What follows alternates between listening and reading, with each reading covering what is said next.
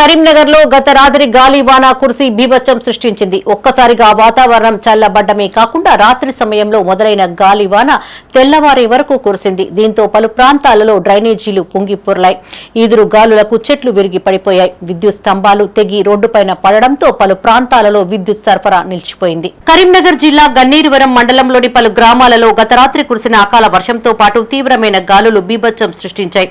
గుడుకుల కొండాపూర్, చీమలకుంటపల్లి గ్రామాలలో బామన్ల రజిత, బామన్ల చంద్రయ్య, వీరయ్య, బూట్ల జగన్, జనగం కనకవ్వ, బోయిని శ్రీనివాసులకు చెందిన ఇంటి పైకప్పు రేకులు గాలి వేగానికి కొట్టుకుపోయాయి.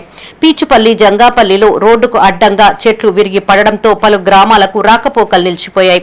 గునుకుల కొండాపూర్లో విద్యుత్ స్తంభాలు నేలకు ఒరగడంతో కరెంటు లేక గ్రామస్తులు సతమతమయ్యారు. వెంటనే కరెంటును పునరుద్దరించాలని అధికారులను కోరుతున్నారు. చివరి బస్సు రాకపోకలు బంద్ కావడంతో గునుకుల కొండాపూర్లో నిలిచిపోవడంతో ప్రయాణికులు తెల్లవారుజాము వరకు బస్సులోనే ఉండి నానా అవస్థలు పడ్డారు. రోడ్ల మీద ఉన్న చెట్లను తొలగించే రవాణాలను పునరుద్దరించే విధంగా అధికారులు తక్షణం చర్యలు చేపట్టాలని ప్రజలు డిమాండ్ చేస్తున్నారు.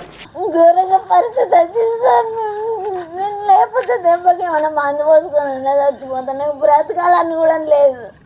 పూర్వీకులకు నేను మోసుకొని చచ్చిపోతాం, అందరికి అందరం చచ్చిపోతాం. మా కొడుకు మీద కూడా బుల్లకి ఇట్లా పడ్డారు. కొంచెం అయితే మిస్టేక్ లో చచ్చిపో మొత్తం వైర్లు లేగినాయి. మెయిన్ వైర్లు, లెవెల్కి ఎన్ని వైర్లు గుర్రెలు లేదు. రేకులు పడుతుండే గుర్రెలు చస్తుండే తెలంగాణ నిద్ర లేకుండా 12 నిమిషం అలా